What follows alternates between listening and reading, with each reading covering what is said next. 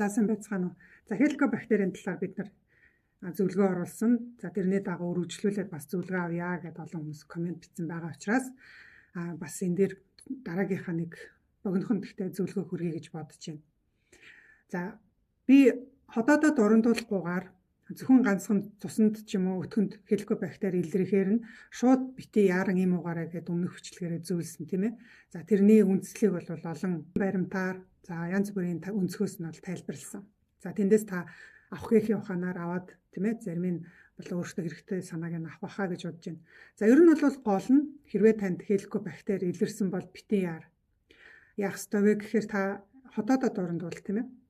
Хотоод урандахад ерөнхийдөө хеликобактерийн улмаас хотоодн дээр хэр гэмтэл явсан байна. Аль хэсэг дээр гэмтэл үүссэн байна гэдгээс нь хамаарат ерөнхийдөө эмчилгээ хийх үгүй юу гэдгээ шийдэж болдог. Энэ бол маш чухал.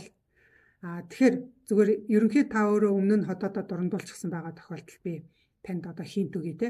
Ерөнхийдөө санаанууд өгье. Таны хотоодны гарах хэсэг гэд эмч бол ерөнхийдөө хотоодны гарах хэсгээр эсвэл англиар бол антрум гэж бичсэн байгаа те. Тэгэхээр энэ хэсэг дээр хэрвээ өрөвсөл ихтэй байгаад цаашлаад хотоодныхоо дараагийн үргэлжлэл одоо хотоод гэсний дараагийн хэсэг болох болцоо гэсэн дээр одоо ямар нэгэн гэмтэл өгөө тэнд шарах шалбархаа үүсчихсэн ийм байгаад байгаа бол за ерөнхийдөө бол та бас хеликобактерийн халдвар нэлээ ихтэй байна гэж үзнэ. Ерөнхийдөө хеликобактер чи яг саний миний хэлсэн хотоодны гарах хэсэг, нуулуур хэсэг, за тэгээд 12 хуруу гэсний дээдлийн одоо болцоо гэс тэр хэсэгтэр бол амьдарч байгаа. За тэгэхээр тэнд бол бас шарах шалбархаанаас гадна ерөнхийдөө хотоодны өөрийнх нь тэр мөхлгүүд нь яг одоо дахианы арьсчныг гаднаа нэг юм бижрүүтэй байдаг штэ тий. Одоо хүн ингээд даарахаар арьс ингээд биржидэгтэй адилхан тиймэрхүү одоо өөрчлөлт орчихсон байвал за энийг нь болохоор яг эмчнэр дурангийнхаа дүнэлтэн дээр болохоор монголоор бол мөхлөг томорсон гэж бичдэг.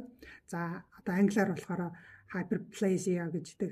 Одоо орсоор ч гэсэнтэй hyperplasia гэж бичсэн байгаа. Хэрвээ ийм онш тавьчихсан байгаа бол ихэнхдээ энэ онш бол ямар хүн тавигддаг вэ гэхээр залуу тийм ээ хүүхдүүд болон залуучуудад тавигддаг. Тэгэхээр тэр хүмүүсийн хувьд болохоор яг хеликобактериас болоод хотоодных нь тэр ялгардаг дааврууд нь өөрчлөлт ордог. Одоо сомстатин, гастрин гэдэг ингээд дааврууд байгаа. Тэр дааврууд нь байх ёстой хэмжээнээсээ багасаад зарим нь ихсээд эндээс бол хотоодны хүчил ялгаралт нь ихсдэг. Эндээс болоод хотоодны одоо яг энэ гарах хэсэг дээр болон болцоо гэсэн дээр юм шарах шалбархаанууд бол үүсдэг. За ийм тохиолдолд бид нэр яг үгээр ерөнхийдөө хеликобактерийн халдвар бол их байна гэж үзнэ. За тэгээ энэ дээр бол мэдээж тодорхой эмчилгээ хийгдэнэ. Гэхдээ эмчилгээнээс гадна заавал нөхөн сэргээх эмчилгээ дагалдуулж хийн. Нөхөн сэргээх эмчилгээ чинь яадаг вэ гэхээр яг антибиотикийн өөрийнх нь тэр тань үндсэн тэр бай эмчилгээ байгаа шүү дээ. Яг зорилттой эмчилгээг нь дэмжиж өгчдөг.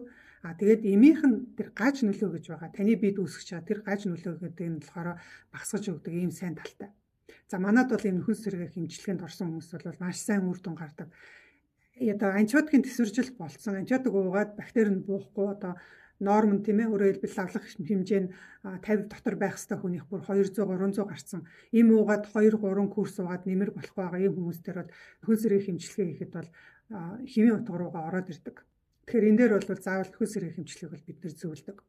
За нөгөө нэг одоо тохиолдол нь болохоор залуу биш тийм ээ ахмад настай ерөнхийдөө хотоодны хүчил нь бага ялгарч байгаа ийм хүмүүсийн хувьд за цаашлаад тэр хеликобактерийнх нь өөрийнх нь тэр омог нь болохоор илүү хоруу чанартай байх тохиолдолд зүүн Азийн хэв шинжтэй тийм хеликобактерийн ген байгаа тохиолдолд таны хотоодны их бие хэсгээрээ илүү гэмтдэг тэр хэсгээр ингээд жижиг юм цус алдалт тийм ээ цус тол бол үүссэн байдаг. Ер нь бол хотоодны дурангаар харагддаг. За ийм хүмүүс бол заавал эмийн эмчилгээ хамт явна. Антибиотик эмчилгээг бол заавал явна. Тэгжээж тэр антибиотикийн нөлөөгөөр дээр нь хооллолтын тэглэмээр түн сэргээх эмчилгээгээр тэр бактерийг бол дарангуулах юм эмчилгээ хийгдэх хэрэгтэй байдаг. Тэгэхээр хүн болгон бол хийхгүй нэ штэ тийм ээ. Тэгэхээр дөрөвний миний хэлсэн хотоодны гарах хэсэг болон болцоо гэсэн дээр гэмтэл үүсгэж байгаа нь ихэнхдээ нөгөө хоруу чанар багтай нууд нь байдаг. Хотоодныхоо их бие хэсэг буюу дээд хэсгээрээ тэгээд хотоодныхоо амсар хэсэг гэдэг энэ хэсэг дээр илүү гэмтэл үүсгэж байгаа нь болохоор илүү хоруу чанартай байдаг. Япон солонгосуудын хувьд бол хавдар нь ихэнхдээ тэр хотоодныхоо доод гарах хэсгээрээ буюу хотоодны хүчилтэй хамааралтай байгаад байдаг. Гэтэл манай монголчуудын хувьд эсэргээрээ хотоодныхын дээд хэсгээр амсар хэсгээрээ илүү хавдар онцлогдоод байгаа нь.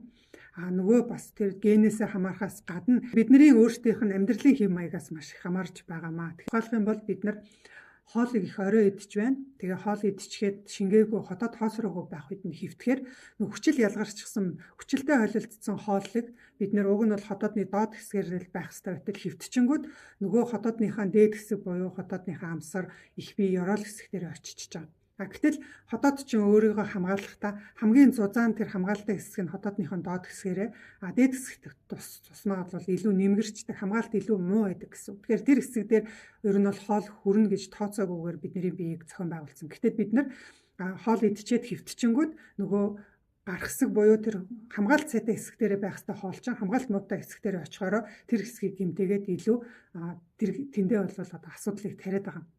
Тэгэхээр хоол идчихэд бити хөвт ялангуяа оройн хоолыг унтахаасаа 3 цагийн өмнө идэх чинь энтэй холбоотой. Тэгэхээр ийм байдлаас болж бид нэр ихээр хотоодоо гэмтээгээд байгаа шүү. За тэгээд цаашлаад бас өөр хоол хүнсэндээ ярил олон юм байгаа. Тэгэхээр тэр талаар яг одоо өнөөдөр ярихгүй. Хэрвээ сонирхож явах юм бол та нар 3 гэд тавиарай.